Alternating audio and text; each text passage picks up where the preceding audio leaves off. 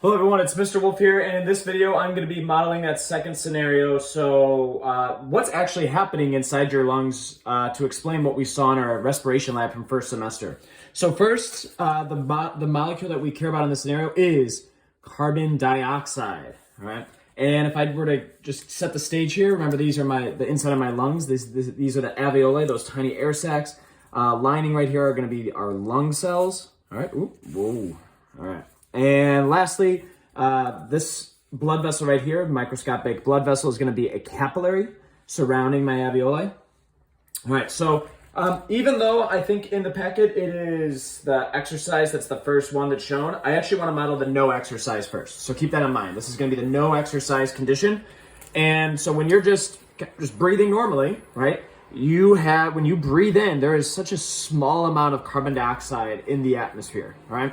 But the blood going around your lungs has a lot of carbon dioxide because it picked it up from all of your cells doing cellular respiration for energy from your body.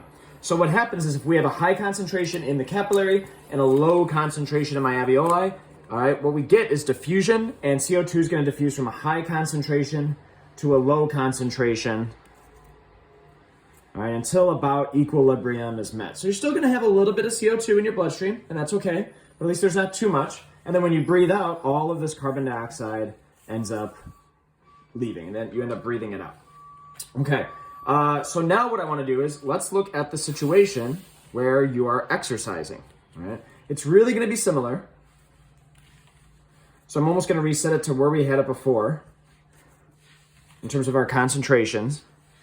All right, so here we have, this is normal breathing, but if you're exercising, all right, you are using more energy, which means you're doing more cellular respiration. And what's a product of cellular respiration is carbon dioxide, right? So if you're exercising, we're going to have even more carbon dioxide in our bloodstream. So I am just going to add just a ton of carbon dioxide to my capillaries. All right, again, this is from all the carbon dioxide that was produced while you're exercising. All right, so obviously carbon dioxide still wants to go the same way, but because I have such a high concentration, even more carbon dioxide is going to diffuse from the capillaries into the alveoli, all right? And then when you breathe out, all that carbon dioxide again gets breathed out. So when we have an even higher concentration of CO2 in the capillaries, we're going to get even more CO2 diffusing into our lungs.